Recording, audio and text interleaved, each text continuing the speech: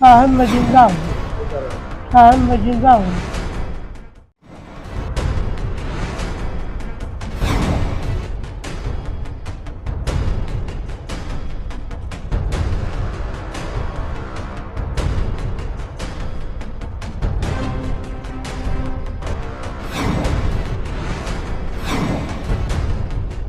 नमस्कार, आप देख रहे हैं सिटी समाचार। सिटी समाचार का जो विशेष बुलेटिन है कि सच की पड़ताल, आज उसमें हम आपको दिखाने जा रहे हैं एक ऐसी रिपोर्ट जो है किसी 15-16 लोगों के ऊपर जो न्यायालय ने निर्देशित किया है कि उनके ऊपर जो है कूट रचनात्मक दस्तावेज तैयार करने को लेकर उनके ऊपर एफआईआर करने का। लेकिन जब सिटी समाचार की पड़ताल इस मसले पे आगे बढ़ी तो उसमें क्या कुल निकल कर आया हम आपको बताएंगे। इस मामले में जो है राजस्व निरीक्षक को और लेखपाल को दोषी बनाया गया और उसमें जो घर को खरीदने वाले लोग हैं उनको दोषी बनाया गया और इसमें जो है कई महिलाओं को भी दोषी बनाया गया कि उन लोगों ने गलत तरीके से जो है इसमें गलत व्यक्ति को वरासत कर कर उससे इस घर को बैनामा करा लिया। क्या है पूरा मामला, जब हमारे इलाका उस समय जो हल्का लेखपाल था उससे हुई, उसने क्या कहा आपको हम सुनाएंगे कि आखिर इस प्रकरण पे हल्का लेखपाल का क्या कहना है। देखिए इस वीडियो में। प्रकरण सर वरासत से संबंधित है। खैलाबाद में बालेदीन पुत्र कुलकुल नाम के व्यक्ति की वरासत हो गई है। इस वरासत में जो है रमेश वर्मा द्वारा जो है मुझे बालेदीन पुत्र कुलकुल के मृतक का प्रमाण पत्र दिया गया जो नगर पालिका से बना हुआ था और बताया गया कि उनके लड़के राम उजागिर मर गए हैं और उनके राम उजागिर के 6 लड़के हैं। उसी के आधार पर जो है साक्ष्य के आधार पर हमने वरासत कर दिया। हमको पूरी तरह से डार्क में रख करके बालेदीन के नाम से फर्जी तरीके से जो कागजात उपलब्ध कराए ये लोग और उसी आधार पर जो है हमसे सारा तथ्य छुपा करके और वरासत करवा लिए। कौन लोग हैं ये? अब इसमें सर देखिए, इसमें रमेश वर्मा मुख्य रूप से कागजात वगैरह लेकर आए थे और उनके जो वरासत हुई है उस 6 भाई हैं, उसमें से भी कुछ लोग आए हुए थे और रामदयाल वर्मा जिनके बहू और पत्नी के नाम से बैनामा कराए हैं। इन लोगों की ये बहुत बड़ी साजिश है। ये मुझे सब बाद में पता चला है जब इस तरह की कार्रवाई हो गई है तब।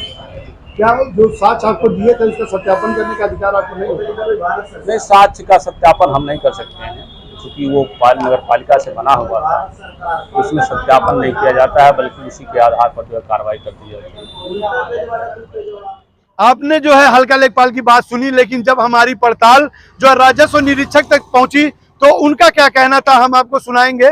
लेकिन उनके बारे में हम आपको बताना चाहेंगे, उन्होंने सारे मसले से पल्ला झाड़ते उन्होंने ये कहा कि हमारा जो प्राइमरी वर्जन जो होता है वो लेखपाल होता है, लेखपाल की रिपोर्ट के आधार पर हम काम करते हैं, इसलिए काम का बोझ होने के कारण हमने उस पर सिग्नेचर कर दिया। अब सिग्नेचर उन्होंने किया लेकिन उस पर सत्यापन करने की कोशिश नहीं की कि क्या ये वरासत जिनके नाम से हो रही है वो व्यक्ति जीवित है या फिर मर गया है। अब जीवित व्यक्ति को मरा समझकर जो उस पर इन्होंने जो है अपनी तो मुहर लगा दी, लेकिन वास्तव में वो व्यक्ति जीवित है, वो हम आगे आपको दिखाएंगे। लेकिन पहले राजस्व निरीक्षक ने क्या कहा हम आपको दिखाएंगे। 2018 नवंबर 18 तक मैं कानगो रहा हूँ, खैलाबाद सदर सर्किल का। इसके आगे और जो पूछ रहा हूँ बताइए। तो उस समय ये घटना घटी थी कि किसी जीवित व्यक्ति को मृत दिखाकर उसकी जमीन किसी और को रासत कर दी। किस व्यक्ति को मैं तो कुछ जानता नहीं, वो तो लेखपाल बताएगा कौन आदमी का जीवित हुआ कौन मरने तक हुआ, मुझे क्या पता है। 4 साल रिटायर हुए हुआ। रिपोर्ट सर आपकी लगी थी, लेखपाल के कथनानुसार जो है कि रिपोर्ट आपने लगाई थी। रिपोर्ट जब तक सामने ना हो तब तक तो हम लोग नहीं बता सकते, क्योंकि इतना ज्यादा काम हुआ, इतनी दस्तखतें हो चुकी है कि हमको खुद ज्ञात नहीं है कि कहाँ कहाँ हमने दस्तखत किया। क्या जब आप वर्क पे थे तो इस तरह के जो क्रिटिकल मैटर होते थे आपने उसको जांच करना नहीं उचित समझा? जैसे जांच तो होता ही था, ऐसी बात नहीं है, लेकिन कुछ जगहों पर लेखपाल के विश्वास पर ही काम कर दिया जाता था, चाहे वो किसी जीवित व्यक्ति को मार दे। नहीं सुनिए, ऐसा नहीं है। अगर लेखपाल गलती किया है तो हो सकता है भूल बस ऐसा हो गया हो, लेकिन जानबूझ करके मेरे स्तर से कोई गलती इस सर तरीके उसकी से करोड़ों की संपत्ति जो है उसमें बंदर बांट हुआ है, किसी को लेकर किसी के हवाले कर दी गई, किसी को लेकर किसी के हवाले कर दी। तो मुझे तो नहीं लग रहा कि ये भूल बस हुआ होगा, क्योंकि जिस दिन उसके नाम से वरासत होती है 15 दिन के बाद वो बिक जाती है। हाँ, तो इसका मतलब किसी साजिश के द्वारा वो किया गया है और कराया गया है। तो इस साजिश में लेकिन मुझे इसकी कोई जानकारी नहीं है। ये जानकारी मूल रूप से प्राइमरी स्टेज का जो कर्मचारी होता है उसकी जानकारी होती है। हम तो प्राइमरी स्टेज का कर्मचारी कौन है? लेखपाल होता है। तो क्या आप मानते हैं कि लेखपाल हो सकता है इसमें? तो लेखपाल ने जो प्रस्तुत किया होगा, ये तो मैं पहले ही बता चुका हूँ कि अगर वो प्रस्तुत किया कार्य की अधिकता में मुझे विश्वास में लिया होगा कि सर ये सही है, कोई दिक्कत नहीं है। और चूंकि वो लेखपाल जो है वो पुराना लेखपाल है, पुराने लेखपालों पर विश्वास किया जाता था। कार्य की अधिकता में दस्तखत हो गया होगा तो ये हो सकता है, लेकिन मेरे द्वारा जानबूझ करके कोई दस्तखत नहीं किया गया। जब पूरे प्रकरण की पड़ताल करने के लिए सिटी समाचार की टीम जब पीड़ित के घर पहुंची तो वहां पर माजरा कुछ देखने को मिला। वहां पर जो है जिस व्यक्ति को मृत बनाकर, जिसके घर में घुसाकर लोगों ने वरासत कर किसी की जमीन को बेच दिया गया, वो व्यक्ति मिलता है और वो प्रशासन से गुहार लगाता हुआ मिलता है कि साहब मैं जिंदा हूं। अगर साहब वो जिंदा है तो फिर उसे जो है मृत घोषित क्यों किया गया? आखिर इस पूरे प्रकरण का मास्टर माइंड कौन है और किनके ऊपर जो है ये आरोप बनता है कि वो दोषी हैं? असल में न्यायालय ने जिनके ऊपर निर्देशित किया है कि इनके ऊपर मुकदमा पंजीकृत किया जाए, क्या वो दोषी हैं? अगर दोषी हैं तो उनके ऊपर कार्रवाइयां बनती हैं। लेकिन पहले आपको हम ये वीडियो दिखाना चाहेंगे कि जिसमें पीड़ित ने क्या कुछ कहा है। नहीं हटते कागजों में। अब हम आपको मिलाएंगे एक ऐसे परिवार से जो आपको दिखाएंगे कि बेहतर तरीके से वो जो अभी तक हष्ट-पुष्ट है और लोग इनके मरने की दुआएं मांग रहे थे कि वो करोड़ों और अरबों रुपए के संपत्ति के मालिक हो जाएं। आइए हम दिखाते हैं। हमारे साथ ये दादाजी हैं, ये दादाजी बैठे हुए हैं जो जिनको जो है लोगों ने मृत घोषित करने की कोशिश की थी। क्या नाम है दादाजी आपका? बालाजी। कै साल के बाटी? 84-85 साल का हो। दादा आपके तो पेपर में सब मार देते हैं। मार डार से उनको बेईमान हो सारे उनको झूठा। आप जिंदा हैं? हाँ जिंदा है, बैठे पूछल जो बताई हम। ये कैसे भइल? अब हमें क्या पता कैसे हुई है। हाँ। अपील क्या करेंगे आप? हमारे कैमरे में बोल के बताइए कि साहब मैं जिंदा हूँ। मैं जिंदा तो हूँ और रहूँगा भी कुछ दिन तक जिंदा। भगवान आपको लंबी उम्र दे, क्योंकि कहते हैं बड़े बुजुर्ग जो होते हैं थोड़ा घर की रीढ़ होते हैं। आदमी कहीं चला जाए तो बड़े बुजुर्ग घर को देखते हैं। जो लोग आपको मारने की कोशिश कर रहे थे पेपरों में, उनको क्या कहेंगे आप? दुश्मन है, दुष्ट है। दुष्ट और दुश्मन दोनों है।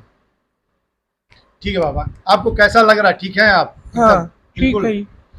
अब आपको मैंने जो है सुनाया और दिखाया भी कि अभी वो हष्ट पुष्ट है और उनके जो है मेरे साथ उनके लड़के हैं जिन्होंने सारे प्रकरण से पर्दा उठाया है और इतनी बड़ी जो है घटना होने से बचाया है इन्होंने। हम इनसे जानने की कोशिश करेंगे कि क्या था पूरा प्रकरण और कैसे क्या हुआ। भैया क्या नाम है आपका? सुभाष चंद्र गुप्ता, पुत्र श्री बालेदीन गुप्ता, ग्राम पोस्ट मीरगंज, जिला संत कबीर नगर।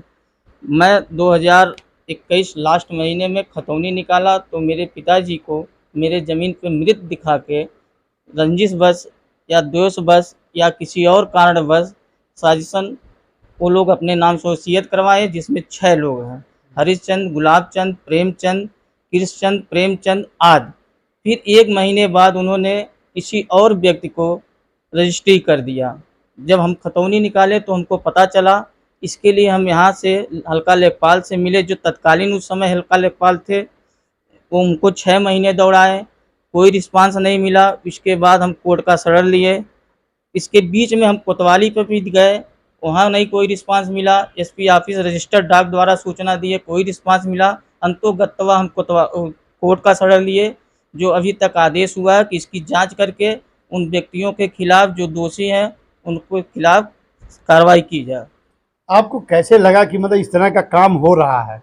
क्योंकि इस समय जो है ऐसे प्रकरण बड़ी ज़्यादा आ रहे हैं और जो इसमें अभी जो स्टम्प पंजीयन मंत्री रविंद्र जायसवाल आए थे उन्होंने भी कहा था कि इस तरह के आदतों से अधिकारी बाज आए। तो क्या लगता है कि अधिकारी आपके खोलने से, जो प्रकरण आपने खोला है उससे बाज आएंगे? बाज आए या ना आए उनका प्रक्रिया है, लेकिन मेरे साथ गलत हुआ है। मेरे साथ जो गलत हुआ है उसको दोषियों को सज़ा मिलना चाहिए और मेरी ज़मीन मेरे पिताजी के नाम से फिर दोबारा दर्ज होना चाहिए। हालांकि बड़ा काम तो आपने किया है, क्योंकि अगर आप जागरूक नहीं होते तो ये लोग आपकी ज़मीनों को ले लेते। ऐसे प्रवृत्ति के लोगों को क्या कहना चाहेंगे और समाज को क्या संदेश देना चाहेंगे? इनको तत्काल प्रभाव से जेल होना चाहिए और जो संविधान के अनुसार जो इनके सजा होना चाहिए वो होना चाहिए और मेरी ज़मीन वापस होना चाहिए ऐसे लोगों को। इनका मानना है कि ऐसे लोगों को जेल होनी चाहिए। और क्यों ना हो कि जब किसी के जमीन को कहते हैं कि जो है बेटा जो है बाप की जमीनों का हकदार होता है, लेकिन जब बीच में कुछ ऐसे लोग घुस जाए और उन जमीनों पर अवैध कब्जा करने लगे और घर के परिवार के लोगों को कुछ मिल ना पाए, तो वो लोग क्या करेंगे अपने आप में? उनके लिए तो स्वाभाविक ही बनता है कि उन्हें वो जेल करने की मांग करें। लेकिन प्रशासन अभी तक क्या करता रहा है कि जो बहुत सारे प्रकरण इस तरह के रहे हैं कि किसी के नाम को बदलकर या किसी का दस्तावेज में करप्शन करके उनको जो है उनकी जमीनें हड़प ली जाती थी। आज तो एक जीवित व्यक्ति को जो है मृत घोषित करके उनकी जमीनों को जो है वो अपने नाम करा लेते हैं। फिलहाल सिटी समाचार इन सब मामलों को लेकर हमेशा सख्त रहा है, आपको दिखाने की कोशिश भी करता रहा है कि आखिर किस तरह से घटनाएं घटित हो रही हैं। सिटी समाचार के लिए संत कबीर नगर से मैं सदर आलम खान।